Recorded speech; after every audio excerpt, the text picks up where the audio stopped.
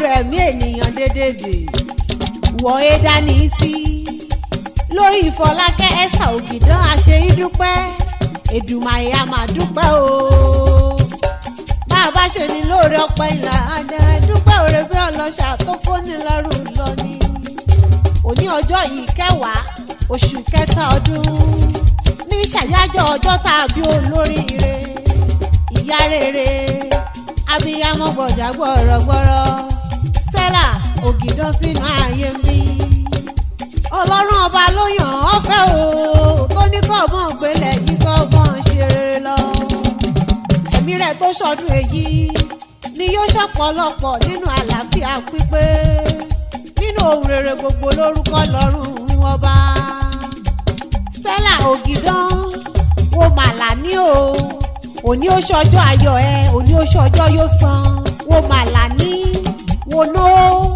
nọ́lá wo nọ́mọ yóò sàn wà ṣùmọ́dún wà tún ṣẹ̀mú ẹ̀ wà kárí bá ti ṣe wà ká ọ̀nà gbégbà wẹ̀mọ̀ ní má ìsàn ló gbà yí ọmọ ó sì yá o kí n wá rèlé àwọn bàbá rẹ̀ àbọ̀ wọn pé Oǹdó níṣẹ̀lẹ̀ bàbá tó bí ọlọ́mọ.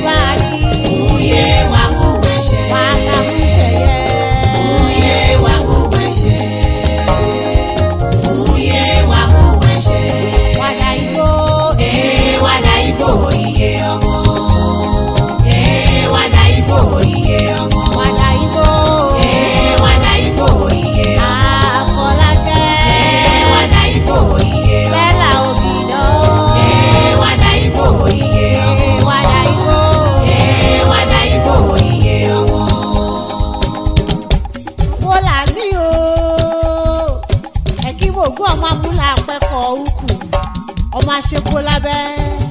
ọmọ lẹ̀mùlẹ̀mù lẹ́ẹ̀jú ọmọ aláẹ̀ ọmọ lásìgbò ọmọ pọ̀lánù múìn ojútì ọmọ olúmọ ọ̀gbálẹ̀ sọnúgbọ́ ayọ̀ ẹ̀kí ọmọ alùgbòye ọmọ amáàgòdẹ mẹ́mú Oǹdó 2 ìlà 4 Oǹdó 3 ìlà 4 Oǹdó 4 ìlà 8 Oǹdó 9 ìlà 16 wòlà ní òmò láyẹ̀bá ọmọ sùnà ọni àwọn kòtòkótó ọni dọ́hàndé òpòdé rò ọ ọmọ náyìn ọmọ lásìgbò ọmọ ọ̀dọ́lé ọmọ agakunrin Oǹdó ẹ̀kímògún ibiwe tí wa kíwé mọ́kọ́ wú mi wá èmi náà ní múṣùbọ̀ alágbẹ̀dẹ ìrèmọ̀gún ọmọ awórin túnrin rọ ọmọ àjọmú ọ̀yàn lúdà ògbógbò létí ọ̀yànyàn límú ó wà nọ́kù àkù àgbẹ̀kù ó ṣọwọ́ bàbà àmúdà ọmọ alúdà ńlá èyí èyìndẹ̀ ṣọ́yìn ọmọ apájá mọ́jẹ̀bù ní ọ̀ka ẹ̀ ọmọ àbí owó tí so ẹ̀rọ ká àtúrò kákẹ́ ó tún dàka yìí ká tán lúmọ̀gbọ́ òye abẹ́jà gbọ́gbọ́ lómi Oǹdó kan ò gbọ́dọ̀ jẹ́wé ìrànwọ́ ò sì gbọ́dọ̀ wá gbogbo bẹ́ẹ̀ ẹ̀yin lọ́mọ arẹ́yìn jàjà ògùn jàjà Oǹdó bẹ́ẹ̀ lẹ́yìn òní jàjà mọ́ ọjà jánù ọmọ pé ní bọ́dọ̀ ọ̀la ọmọ awúkọ́ gbìrì bẹ́ẹ̀rí fún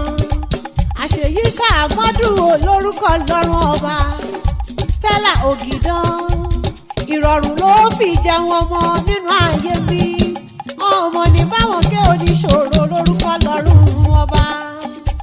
owó tẹ̀lẹ̀ yípa o nínú àṣẹ ìrọ̀rùn ọ̀wá ní kúrò òkèrè ìbànújẹ́ ìró ayọ̀ la ó mọ gbọ́ láyìíká rẹ̀ dídùn ìlà ń bálẹ̀ olóyin láyé ń bí o ìkorò ọmọ níwọ̀nú ọ̀rọ̀ rẹ̀ lórúkọ lọ́rùn ọba àbọ̀ wọn pé ìkékeré lékè igi láyé o iná ìkéwù wá lékè àmú ọmọ rí igbá ìní lékè ìgbà bẹ́ẹ̀ bá ṣe Ọlọ́run Olódùmarè ni ó máa lékè ẹ̀.